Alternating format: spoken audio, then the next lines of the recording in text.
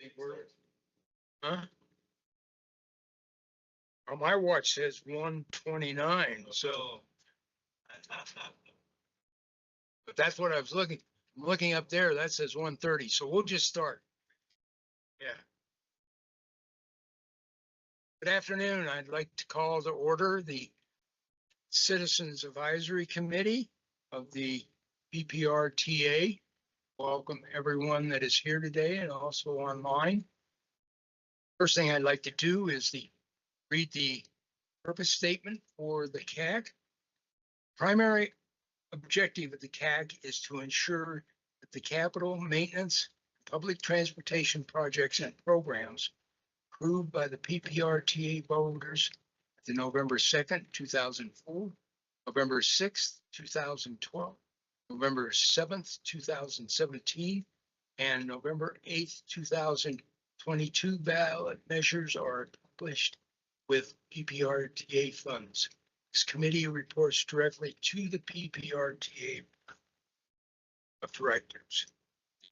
I'd just like to first say that Jim is off in his RV somewhere in the country, paying over $5 a gallon for diesel fuel to keep that thing going. He hadn't planned it that way, but that's sort of what happened. And I'm just glad that I'm not pulling my horse trailer very much anymore for $5 a gallon. So anyway, I want to welcome everyone. We have established that we have a quorum. Like to approve the agenda for today. Do I have a motion to approve the agenda? Tony? So, and do I have a second? I would second that. All right, thank you. All in favor of approving the agenda for today for the CAG, say aye. Aye. Any Aye. opposed? Aye. I thank you. Next item, public comment. I'd like to turn it over to Rick. He's got some information that both Ed and I are familiar with, but he wants to bring it to so that you're all aware of what's going on.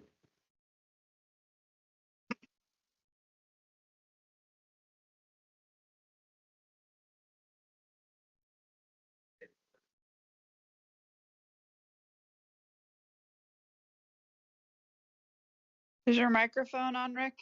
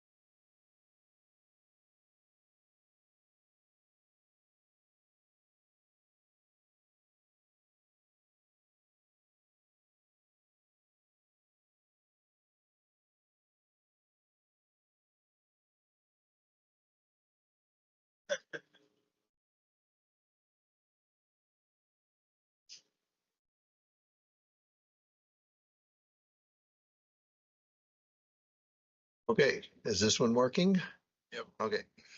On day one, the board established CAC bylaws prescribed that the 3 county representatives to the CAC had to be from the Highway Advisory Commission. The county about 4 years ago disbanded the Highway Advisory Committee, HAC, and therefore the board changed the CAC's bylaws to have the 3 county representatives to CAC just be appointed by the Board of County Commissioners. Well, similar to that, the City Council of Colorado Springs just eliminated or dissolved CTAB. And the 3 CAC members from the city in the original bylaws prescribed that the 3 city CAC members had to be from CTAB. but now CTAB doesn't exist as of the 24th. Tom, if you can scroll up, there's scroll up to the ordinance.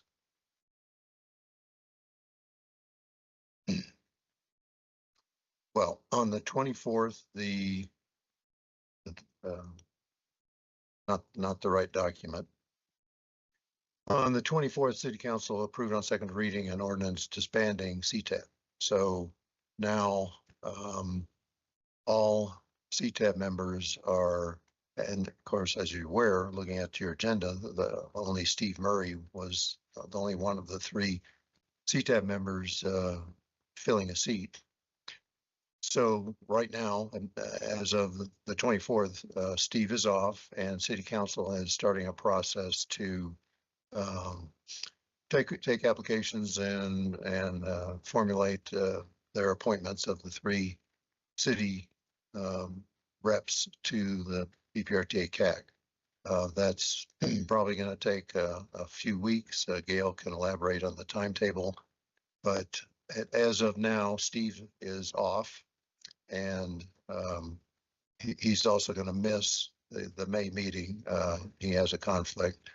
So the revising of the CAC bylaws, which has to be done by the board, will be processed in the May cycle of CAC and board agendas. Questions? Yes, Dave. So if that doesn't happen till May, then when would be the earliest we'd see some city representatives join us then?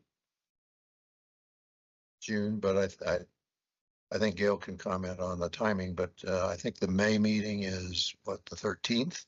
So it's fairly late into the month. So we have, about 6 weeks. So we'll cross our fingers and hope that we get some CTAB, not CTAB, but some City Colorado Springs members on the PPRTA CAC by, I'm sorry, May 13 is the board meeting. So I think May 7 is the CAC meeting. If I can, Rick, this is Gail Stewart with City of Colorado Springs. It will actually probably take a couple months for the council to make these appointments because they're just now going to be initiating the application process to fill these seats. And then they would go through an appointment process through the regular council meeting steps. So it could be July, potentially. It could be. Yeah. I think we went through the same thing with a couple months lacking with the county members when the Highway Advisory Committee disbanded. So we will do our best and keep working with you all to make sure we get a quorum. And that was actually my other question. So refresh my memory about quorums. So this is 17 members, right? The quorum is 9. Quorum is 9. So we're always absent 3. Yes. And there's 17 with alternates. So there 17 voting, 4 alternates for a total of 21. So missing 3. So Okay. So we should be your good then. baseline is 18 or 17. Yeah. But you need 9 out of 17. Yeah. Guess where I was going with that, maybe suggesting that if we know in advance that we may not have a quorum, even with the 4 alternates, then there's no reason to meet. If we lose a quorum, right?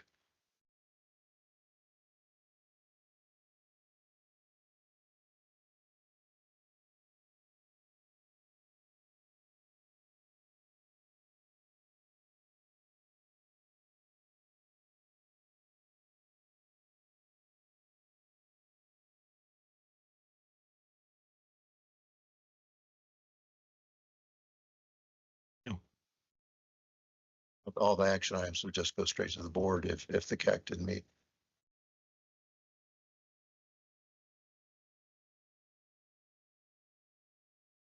Rick, and this follows up sort of Dave's question.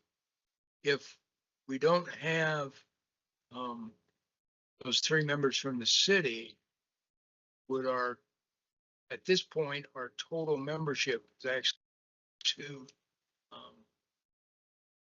14? 14. So the quorum would go off of the 14 number, correct? I will make a note to ask the attorney. Excellent question. I don't have a crisp answer for that. For my council, when we have vacant spots, quorum does go down, just FYI. Okay, great.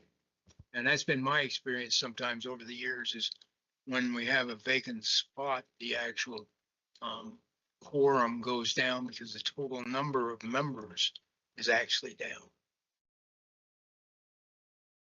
So that makes it a little bit easier, Dave, to, meet the quorum. Where we're only dealing with 14 instead of, the 17 that we would normally have. Yeah. Yeah. Yeah.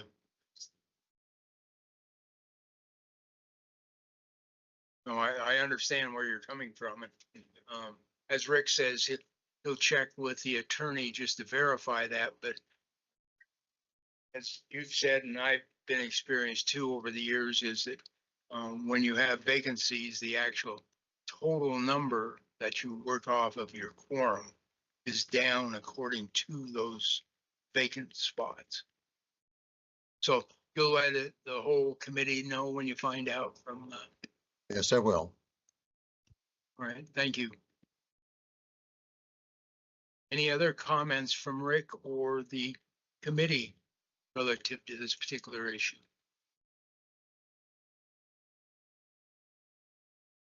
Randy, did you want to say anything relative being on the city council relative to this? I can speak that I did not have the luxury of being one of the council members that was the liaison to CTAB. But as Gail mentioned, unfortunately, it takes a while to get these seats filled just due to the process in the background. So staff will be filling those as quickly as possible. And I have no doubt they will be filled as fast as we can. And then if we have the ability to take those 3 spaces and establish a new quorum, I think that'll be helpful in the interim until we get those seats filled. Thank you. Thanks, Brandy. And just an additional comment from the chair. We went, as Rick said, we went through this when the county did away with the hack, and they had to sort of go through the same process. And the 3 of us, in fact, I had to sit out one monthly meeting because the final approvals had not yet come through from the county commissioner. So it is a process that both the county and the city has to go through, and it will work its way out, and we will get the 3 members back on the committee again from the city. Hey, any other questions, comments relative to this? All right, next item, approval of the minutes from the March 4th, 2026 meeting. Is there Mr. Chair, I've got one quick thing. Yes. Under public comment, it says there were no comments, but then down under Mountain Metro Transit update, it says that Ms. Rao first addressed Mr. Tony Joya's public question. So that comment was there. I did bring it up in public comments and then she addressed it later. I don't know if that's a big deal, but in case you want that amendment. What do you think, Rick? I didn't follow the question. So last Sorry. month, I made a public comment about the safety of stops, basically, for Mountain Metro. And then the answer for it was put off until Mountain Metro's presentation. And she did answer it then. In the minutes, it reflects the answer, does not reflect the question in the public comments. Do you want to suggest an amendment to the minutes? I honestly don't care. I'm just wondering if that's a necessity because it was there. That's all. If it's not, then no harm, no foul. I don't believe it's a necessity, Okay. but if you want to make a motion and the CAC if you want to suggest some additional wording and revise the minutes, that's perfectly fine. Well, then I will move for approval with the amendment that that Mr. Tony Joya asked a question about safety at Mountain Metro stops. Bus stops. And do you want to add on to that, that it was a answered in the plans presentation? It says that there already, so that's just, So you're okay there? Okay, question. What's the question part? Was it? All right. All right, do we have any other comments or questions concerning the minutes for last month's meeting? Do we have a motion to approve the minutes as amended? I need a second.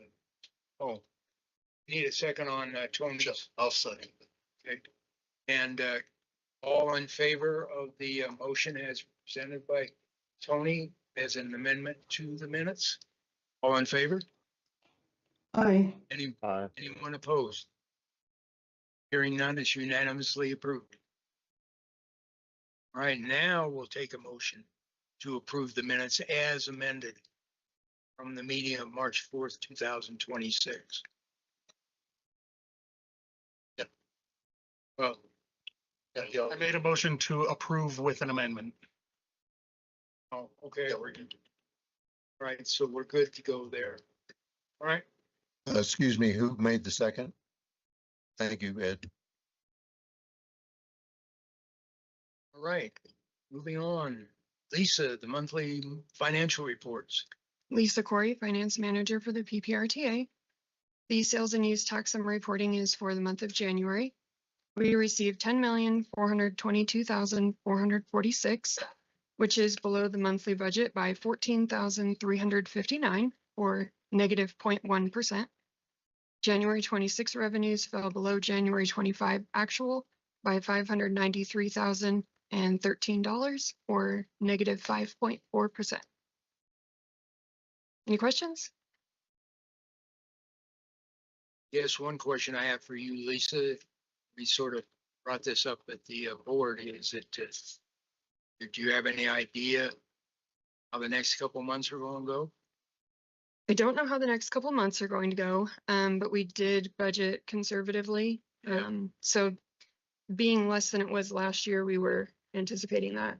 And we ended last year 8 million above budget, so we should have plenty of wiggle room there. All right, thank you. Any other questions or comments for Lisa? Thanks, Lisa. Moving on to item number 6, capital maintenance and public transportation contract, City of Colorado Springs. Yeah, thank you, Mr. Chair, members of the CAC, Gail Sturdivant, City Engineer and Deputy Public Works Director for Colorado Springs. The city has 9 contracts for presentation, 7 for your consideration for recommendation of approval to the board. The first one is for the Colorado Avenue improvements.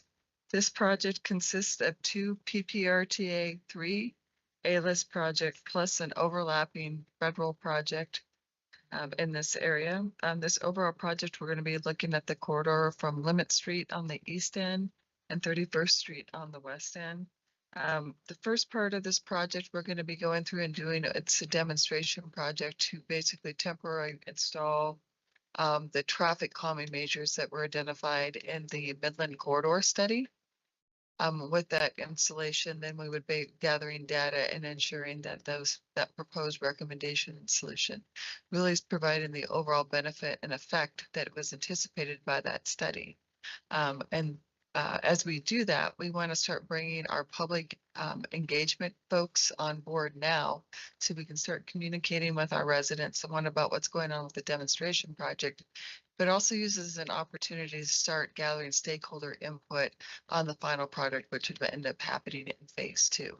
We would anticipate in some kind of implementation of traffic calming and streetscaping, in particular in the old Colorado City area in phase 2. But we really want some additional data to inform that and to use it not to inform us to make sure that the technical decision's right, but also use it as an opportunity to demonstrate to businesses and residents in that area that it is going to be as effective as anticipated in that study. So because we want to get the public engagement folks on now to start helping with that liaison with our residents, we went through an RFP process. We had 3 respondents. We did select HDR out of that set to be able to provide our public engagement. And we would anticipate them being on throughout all stages of this project over the next few years. There's a map included too with those same limits that I mentioned. The city's second contract is for the Nevada Avenue Corridor Improvements Program. There's a map included in your packet, and this is really a program that we've put in place to oversee 6 PPRTA 3 A-list projects that are all relatively in the same area and all have a lot of interaction as you make decisions in one area of the corridor that have an impact on the other. So we put these all together in one program. We went through an extensive RFP process where we initially had 3 respondents. We went through and did an interview process with 2 of the respondents, and we made an ultimate selection with Olson. This would include intersection studies, traffic studies, our initial work on public engagement with our residents, alternatives analysis, concept plans, and then we'll be moving into preliminary engineering.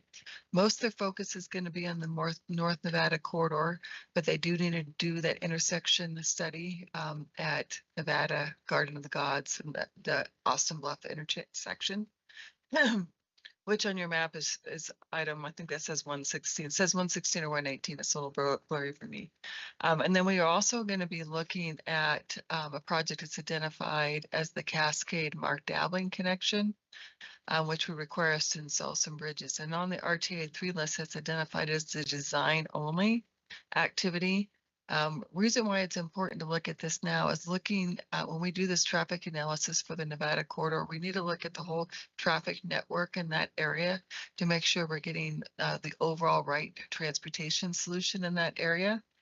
This will also give us an opportunity to do a rate of return analysis to see if making that Mark Dabbling and Cascade connection viable for our residents. A lot of stuff in that one. So actually a lot of stuff on both those, but happy to answer questions now or later on as you contemplate those. I'm going to move on to contract number 3. This is for a bridge maintenance activity. This is where Barnes Road goes over Sand Creek. These bridges sit just a little bit east of Charlotte Parkway on Barnes, so that's east of Powers. And then these bridges would be east of Charlotte, which is one of the major collector streets in that area. We are doing preventive maintenance on these 2 bridges with waterproof membrane, deck patching, guardrail repairs, and painting. The city has 4 pre-qualified on-call bridge maintenance contractors that has established pricing, and Wildcat Construction is one of our 4 vendors. The pricing for rehabbing these 2 bridges would be $958,662. The city's 4th contract is for the Brookside Street realignment. We've talked about this project a handful of times in the past. This realignment is really fixing an intersection problem where Brookside intersects with South Nevada Avenue today. So it'd be realigning that so it becomes a straight across intersection. The reason why you've heard about this one so much is because one, we've run a couple contracts in the past, but also this is a project where we're using the fund balance reserve to basically help with some float as we go through and establish and get this project put in place. There is a map shown in your exhibit. In the future, Brookside, on the west side of Nevada Avenue, Brookside, which currently sits a little bit further south, where it sits on the east side, those would be straight across alignment. This is for the final engineering services with Kimley Horn for not to exceed amount of $199,340. City's 5th contract is for another intersection improvements project. This is on the north end of town, at Interquest Parkway and Federal Drive. There's a map included in your packet. For those of you that are In-N-Out fans, this is close to the In-N-Out plant and the first In-N-Out store that we had in that area. This is an area where right now Federal just goes to the south of Interquest. Initially Pikes Peak State College approached us to help with some circulation access problems they had with the university. They wanted a full intersection in that area. I will tell you that the city through Mountain Metro Transit is also looking at this location for a primary access point for our future north mobility hub, which I brought into you in the past. That concept's going on through a grant project. What we're doing now is just the engineering piece of this. Pikes or Kinley Horn did a concept to show proof of concept that this could work. And so we were asking them to go through and work on the engineering for it. This is in the amount of $265,078. I will tell you today, right now, construction funds are not 100% identified, but we would anticipate them either being built solely or in combination with Pikes Peak State College or as part of the mobility hub when it goes in place, depending on timing. My guess it ends up being Pikes Peak State College for this access. But we have agreed to really help them with the overall traffic safety, that we would do the design efforts to get that going to make sure it meets city standards. Gail, Yes, sir. I have a question on that. Would that become, right now it's sort of like a three-way intersection. Would that become a four-way intersection? Yes, it would. Are you looking at any particular setup for the four-way, like for example? Yeah, we actually have a concept that was done. So when we were first approached about this, Kimley Horn was brought on board to do an alternatives analysis of concept works. I don't have an exhibit to show you. In fact, I was in another meeting earlier today, but we were looking at it, but it does show a viable concept to make that a four-way signalized intersection, whereas today it is not signalized. It's just a stop control on the Federal Drive side. Okay, so that would be four-way signalized, It would be four-way signalized, yes. right? With auxiliary lanes for Excel and decel going in and out of there for all the turning movements. Thank you. The city's sixth contract is also another intersection improvements project. This is down on the south end of town, where Mark Shuffle and Peaceful Valley. You can thank Josh for this one. Come together. We went through and did a signal warrant analysis in this area. There, by the way, there's a map that shows this down in the southern part of the city. That it does show that a signal is warranted in that area. The city has on-call signal installers that we have established pricing. We selected C&D Electric to be able to install the signal, and the cost is $314,736.60. The city's seventh contract is for the Vision Zero license renewal. Vision Zero is a software package, not the concept or the organization. Vision Zero, that happens to be the name of a software package that we use by Deoxys. I always say their name wrong. Diaxis. I don't, for some reason, it's simple letters, but I still get their name. But this is a software package that Todd Frisbee and his staff used to help us do a safety analysis for intersections and roadways. And we use this software to help us understand the potential benefits of safety improvements. It helps us prioritize how we spend PPRTA dollars. So it's a good addition for us to be able to provide safety improvements within our city. The city's eighth contract is for exercise option year 2 for the Mountain Metro Transit's on-call concrete contract. They went through an RFP process a couple years ago where they identified Lucky Dog, a contract in Alunic Enterprises, to be able to provide these on-call rapid concrete responses, typically for ADA compliance type issues, but really any kind of safety issues where it's concrete needs around bus stops, any kind of amenity space, but it's really small scale projects that go and address things around Mountain Metro's needs. With this option year, they would like to award $250,000 to each of those two contractors, and those get split where they'll each get of the 250,000, each would get $50,000 would come from PPRTA, from transit operating funds, and the other 200,000 would become federal funding. And then the last contract is to purchase of 5 cutaway buses. The city last year established an on-call bus purchase contract for a wide variety of different kinds of buses that Mountain Metro may need. Underneath this contract, they want to exercise the first option year, and these option years establish pricing and what they're allowed for escalation. They want to order 5 cutaway buses to be able to add into their fleet. And like the on-call concrete, this is split between PPRTA and federal funding.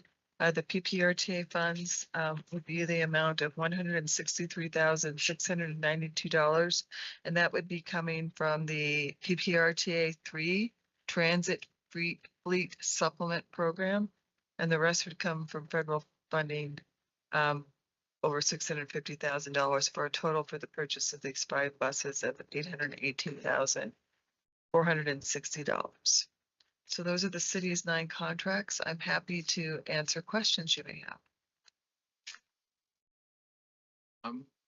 Gail, Larry, Tobias, on these buses that they're looking at buying, how will these be run?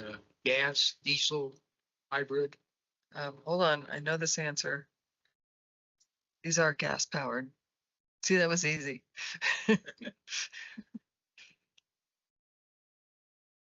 Have any other questions for Gail? I have Yeah, that's a, it. not a question, but Go ahead, Brandy. just want to let everybody know, thanks Gail for mentioning Colorado Avenue. If anybody is interested, I'll be having a town hall next Thursday in Old Colorado City. And one of the topics is going to be what that change looks like to Colorado Avenue, essentially in real time and moving forward. And I can send those details to Rick, so then he can send that out to the group in case anybody wants to learn a little bit more about that particular project. Thank you. Gail, the question I had, it says 22 foot. Is this more of the van type bus? It's Lan, could you describe Instead this? of I a believe it's a shorter, one of the shorter buses that look, I think we call it a mini bus when they have their branding on them. It's a mini mountain, or what is it? It just says mini on it. They've got purple wraps on them. They say mini on them. It's just a shorter bus that we're able to use and put on routes that have lower ridership. So it's actually more efficient from a cost to ridership ratio. Okay, and by cutaway, does it mean it's shorter or it's low? It's shorter. And these are low flow, so these are ADA compliant. So it's a Okay. low flow for ADA access, and then they are shorter. So that I think of those 22 passenger. I'm gonna let the bus. Yeah, I just didn't follow all the terms and Yes, I apologize. I should almost just put a picture. Can you hear me? Oh, yes. Line Rail Transit Division Manager. Yes, these are shorter buses for both ADA paratransit service. And we're also looking at, like Gail mentioned, low floor, shorter buses for our fixed route service as well. So those will come to the board for approval later on. But that's one of the efforts to diversify our fleet, increase the number of manufacturers that are available out there, and also to be a little more efficient. Thank you. Quick question for Lynn, Mr. Chair, thank you. Hey, great idea, a great initiative. Help me understand the cost per hour these days for running the large buses versus the smaller ones, all in with operator, fuel. You know, it's kind of hard to guess that because you got a capital expense and operating expenses, but just roughly, are we at $60 an hour all in, $80 an hour for a big bus? Just wondering what the I cost per hour. Do you need to double check those numbers for you? But we're in the $100 range. Really? Yes. Ouch. The cost has increased significantly since COVID. It used to be Yeah, more one time it around was- 60, I 70. remember back it was Now 20s. we're about 100-ish, lower, 100, between 100 and 110, but I need to double check. And the cost difference between a fixed route bus and paratransit smaller vehicles are, again, I need to double check, but about $10 to $20 range per hour. The biggest cost is driver, it's the labor. who's driving those vehicles, regardless of the type of the vehicles you're driving. However, there are cost savings like diesel versus gas, the amortized per year cost, and also the other consideration is the entire manufacturer industry consolidation in the last few years. There are fewer and fewer big bus manufacturers. By going to a different type of vehicle, we basically have more options, which could help with the delivery time, with vehicle rotation. So there are a lot of benefits in addition to cost savings. A great initiative. I plan to support it and want to applaud you, as always, for doing a great job. So Thank you. Yeah. Mr. Chair, I did have one unrelated question, though. If we're through with land at this point, just a question for Gail. Okay. Gail, help me understand the Vision Zero software. I know this is kind of a Gail, Josh question here. Do you both use the same software at all? You don't use it? The county does, well, we're trying to get it free. See if we can piggyback onto yours, but no, we don't pay for it at least. Hey, and then the question I had, it just wasn't clear to me. So is the total annual cost 30,000, Gail? Yes. Or it's not the 400,000 here that's in the budget, right? No, it's $30,000 for the Okay. annual license. Okay. I was just afraid it would be $500,000 for No. traffic software. That's Okay, thank you.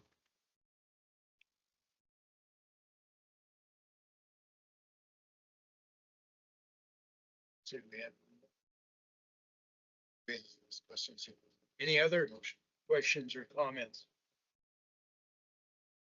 None online, right? Do I have a motion to approve these contracts, 7 of them? Now, Gail, are we approving just the 7 and the other 2 are just informational? That is correct. So just the first 7 are up for approval. The other 2 are informational because of the transit nature. Good, thank you. So do I have a motion to approve the 7 contracts as presented by Gail? So moved. This is Richard Zamora. Richard, did you hear? Let's see, Yes. Right. I said so moved. and Barb seconded. Do I have all in favor of the motion? Say aye. Aye. Do I have anyone opposed? Hearing none, motion is approved unanimously. Right, thank you. All right, Josh. Good afternoon, Josh Palmer, County Engineer. County has 2 contracts to bring before you today. The first is a professional services design contract to Kimley Horn in the amount of $438,116. And this is for design services for the Meridian Road and Flower Road intersection improvement project. And for those who are familiar with the area, this is out there on Meridian, right in front of the Walmart. And those who live out there know that this can be difficult to get out of Walmart if you would like to head back north.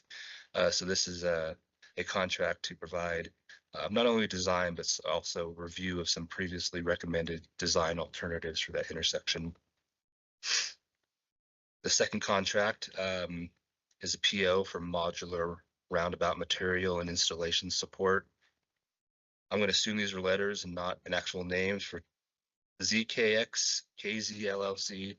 So this is for materials for some modular roundabouts we're going to install on Furrow Road, basically south of Highway 105 at the intersections of Minglewood and Lamplight. You can see in the map there the locations. So it's essentially a purchase of the materials and then training for our internal highway staff to install and maintain these. They're essentially bolt-on modular curb sections that can then be configured and constructed to create a roundabout at these intersections. So that's the amount of $145,280. Both of these projects are being funded through PPRTA 3 safety and multimodal program funds. Willing to answer any questions you may have. Josh, same question I asked here last month about the modular roundabouts for the city. Hopefully the answer is you're not planning to do stop signs and roundabouts together, are you? I wasn't going to until you brought it up, so I think I may now. Great. And then- Okay.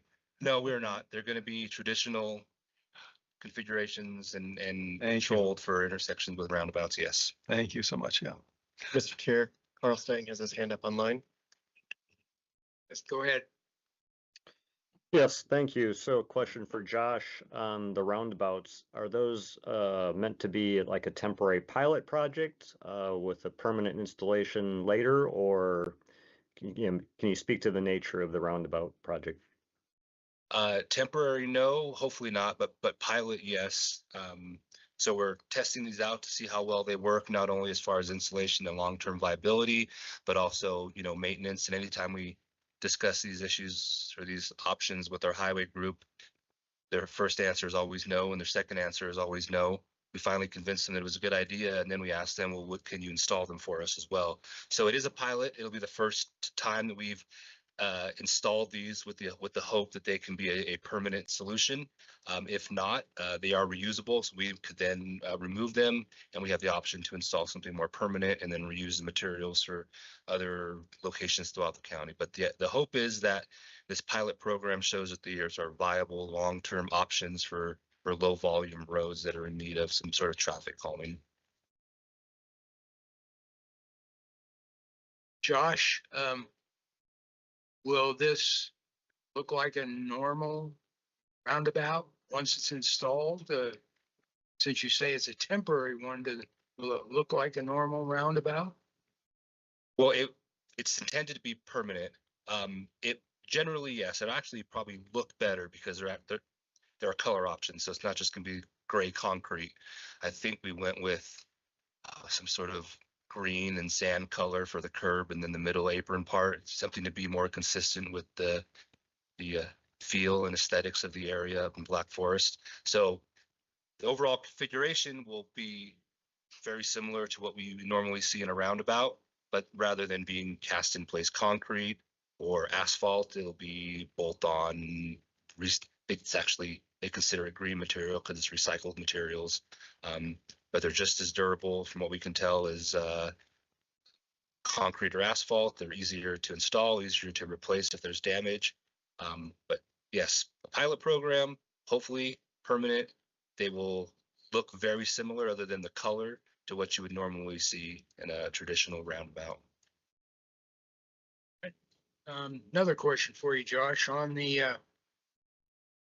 study of Meridian Road and Flowers Road intersection.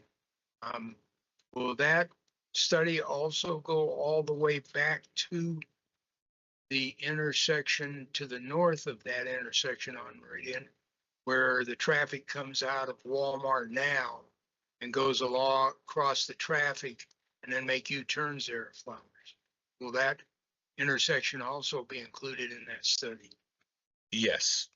Yep. So the improvements, the analysis of alternative recommendations for the intersection at Flower Meridian will include a review of the upstream impacts and contribution to that intersection, which is the north exit entrance to the Walmart there, because like you mentioned, a lot of people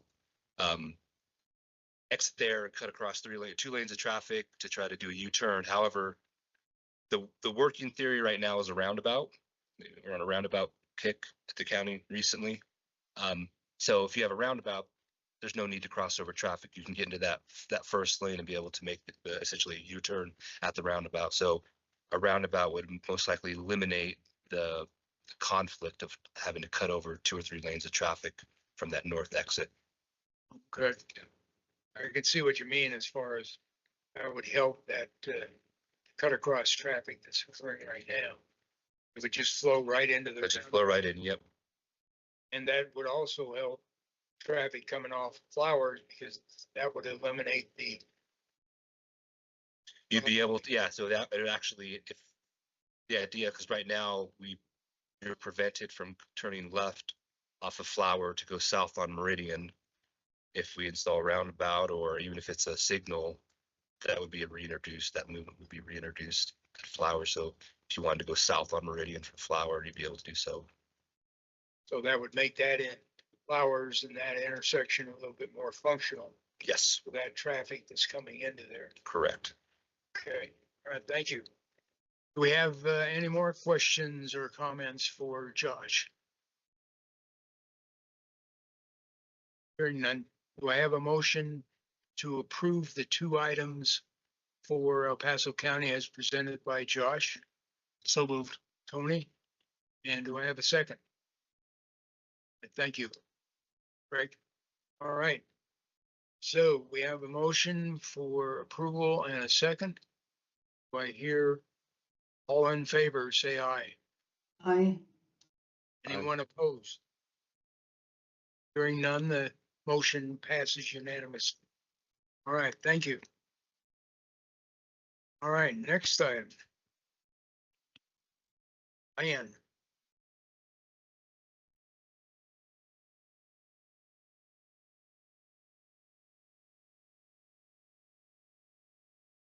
Good afternoon again. Line Rail Transit Division Manager, Mountain Metro Transit. I would like to answer Dave's earlier question. I was able to double check the numbers. We're still working on 2025 final financials, so I have the 2024 information for fixed route on an hourly basis. We're paying $104 per hour to This is the operate. standard 47 passenger rubber tired bus. 30 big bus, Big bus. transit 100 bus. an hour. This cost includes the contractor, basically the operating cost, drivers and all the support services, as well as fuel and maintenance. For ADA paratransit, we're looking at $88 per hour. Wow. So I will go to our monthly report. I will not read the ridership information and the revenue service hours. They're all included in your packet. I'm happy to answer any questions there. Under the transit highlight section, I would like to present our fall service change evaluation. As you recall, we normally conduct 2 service changes each year to make things better, to improve connection and to be more efficient. So this is the fall service change that we implemented last year, and it's been a few months. It's still early, but we wanted to share some of the observations that we have been able to see. During the fall service change, we added bus stops on a few transit routes. We extended a stop for UCCS on Route 9 on the weekend, a redesign of Route 33 from Mantua Springs to the new Dillon mobility hub. And we also eliminated this Route 36, which had always been experiencing low ridership.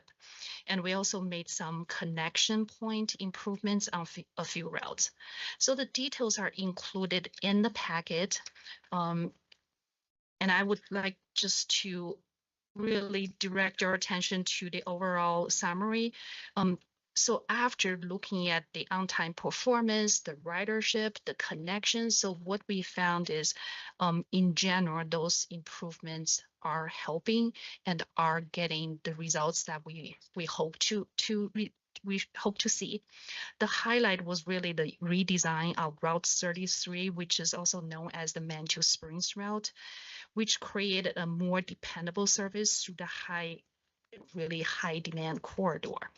And also the change to extend that route to the Dillon mobility hub is very helpful and also sets the stage for, as you call, we just implemented our spring service change to offer this entire corridor for Route 33 on Colorado Avenue to be a zero fare through partnership. So these service changes are not just a one-time change. We keep those long-range plan vision in mind while we make those incremental improvements. We are targeting that long-term improvements. The second item we included in the highlight section is our customer service relocation to downtown terminal.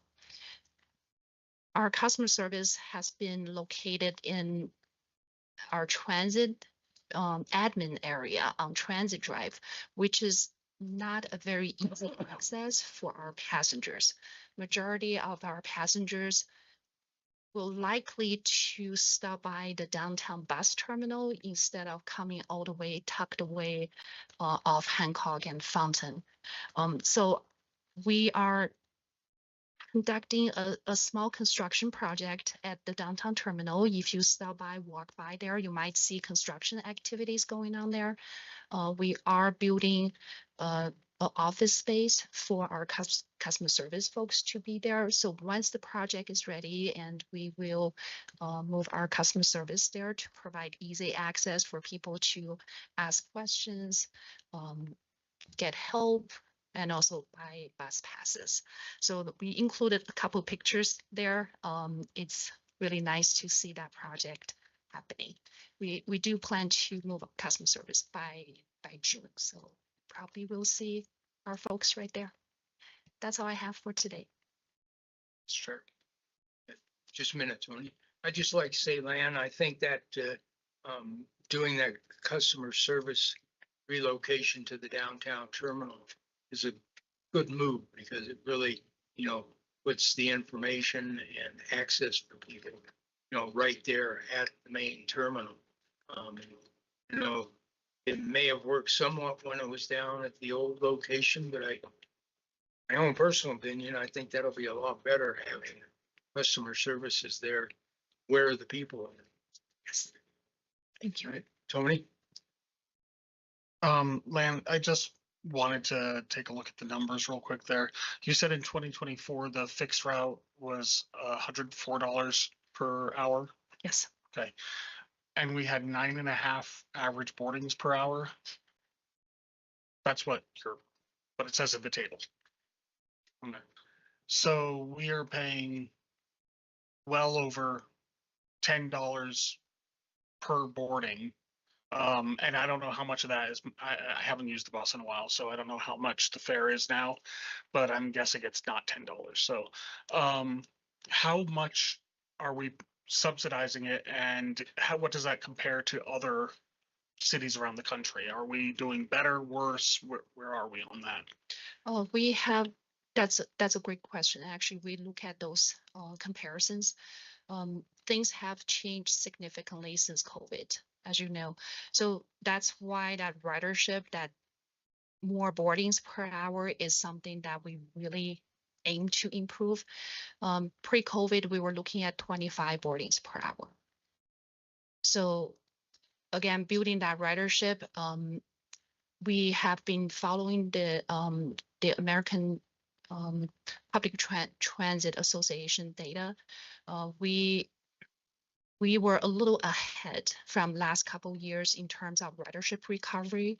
So transit agencies are still recovering. You will see a lot of reports, but we are right on track, if not better, in terms of that ridership recovery. But we would like to see pre-COVID level. But at the same time, we're also looking at different ways of delivering services, including smaller vehicles, alternative transit options, to anticipate. We build a strong core and really focus on that efficiency, but how could we maybe offer different options for lower efficiency routes and areas? Welcome. Chair, it appears Carl Stang may have his hand up again. We have someone on, we have a question online. Carl? Thanks, Mr. Chair. Carl Stang, City Manitou Springs. I just wanted to echo the chair's comments to transit that moving the customer service center downtown is a brilliant idea and great for customer service. And then lastly, I just wanted to ask in the next service change that transit strongly consider for Route 33 add an additional stop near the Manitou Pool, inbound and outbound, to help service the Crystal Park neighborhood that previously was served by the 36. And when that went away, that opportunity to use the Manitou shuttle went away with it. So if you please consider that, would be much appreciated. Thank you. Thank you, Carl. Any other questions or comments for Len? Okay, thank you very much for your presentation. Thank you. Oh, one other quick question. Want to say anything about how you're coming on getting a permanent terminal location? Or should we just skip that till next month? We're working on it. Okay, thank you. Thank you.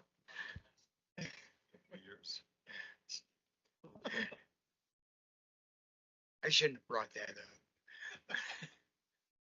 up. Yeah. It's gotta be frustrating for them to, try to come up with something permanent with all that they've done over the years. That's all I can say, Lance. That's gotta be difficult for you guys with everything that you've gone through and Gail too, trying to come up with a permanent location for the city transit hub. So hopefully sometime in the future, we'll have something permanent. Mr. Chair, one comment on that. There was an article in the paper just the other day loosely about this exact topic. And I want to say the Gazette reported with the increase in residents, but these are single occupant residents, condos, apartments that we've all seen downtown. But I think that the number of land, correct me if I'm wrong or I misread the Gazette article, roughly 20% of the total downtown population is transit dependent in a good way, that they don't own cars. It's what the Gazette, I believe, reported recently, like 1 in 5. The point I want to make there is that the old paradigm, maybe to the chair's point of the transit terminal smack in the middle of downtown. Well, the centroid of the downtown population now is moving south, and it may be worth revisiting that if you've got transit dependent people, and now they aren't downtown necessarily; they're half mile or so to the south. So that may change your mathematics, may change your analysis. Not that you can tell us any more now either.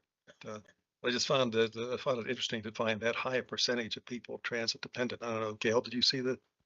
I saw the article as well, and I don't know that it said they were transit dependent. It said they weren't car dependent, Okay, right? So they were walking or cycling or using transit or other forms or ride share of some sort.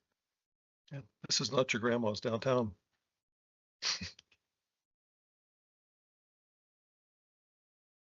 All right, any other questions or comments on transit?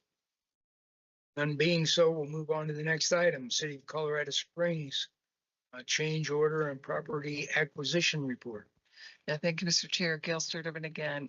Both the change order log and then the very voluminous one item real estate report was included in your packet. I'm happy to answer any questions that you would have. Any questions from Gail? All right, next, El Paso County monthly change order and property acquisition report. Josh? Likewise, the report and the log are in your packet and willing to answer any questions you may have. Any questions for Josh? All right, hearing none, we'll move on to the next item, 8A, report of recent board actions. Rick? Thank you, Mr. Chair. My summary of the March 11 board meeting is in your packet. Be glad to take any questions.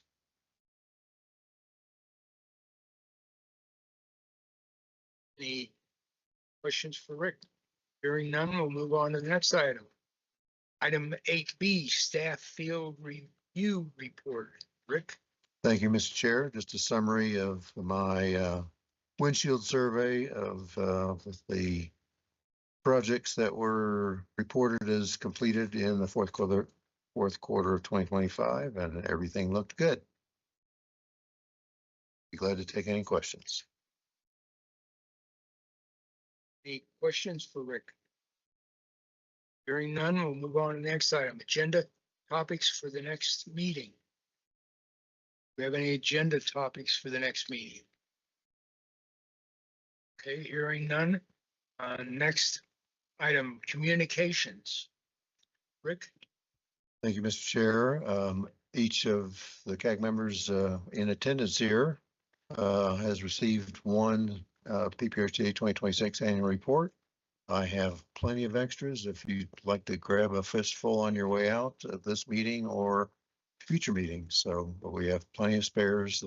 I will be making the rounds. I've already delivered to Colorado Springs City Hall and Centennial Hall for the Board of County Commissioners, but I'll be going to the Manitou Springs City Hall and Manitou Springs Chamber of Commerce and of course, the Colorado Springs Chamber EDC and Realtors Association and a long list of other locations that like to receive these on an annual basis. Just a quick comment. How did the printing costs come out this year relative to last year? I haven't compared, but I think fairly similar.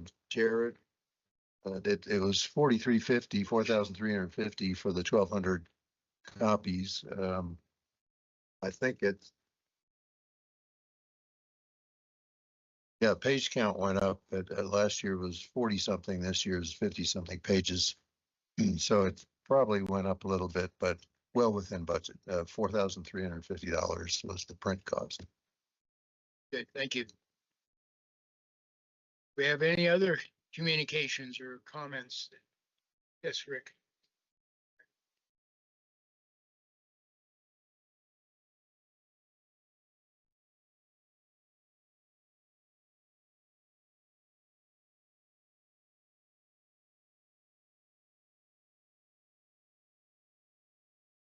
Rick needs to turn on his microphone. I turned it on. The honor bell is a bell that's cast with some medals in it from soldiers who have given best all. And it's laid in the bell itself. We've always had to borrow that bell from Denver. It came down here once a month for use. We now have our own.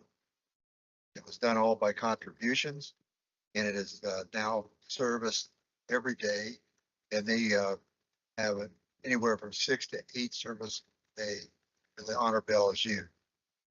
Anytime you have an opportunity to honor people who work that bell, or maybe contribute to it at some time, or if you have loved ones who have served and are going to be turned out at the cemetery, you might want to consider making sure the honor bell is available to you. Thank you. Thank you.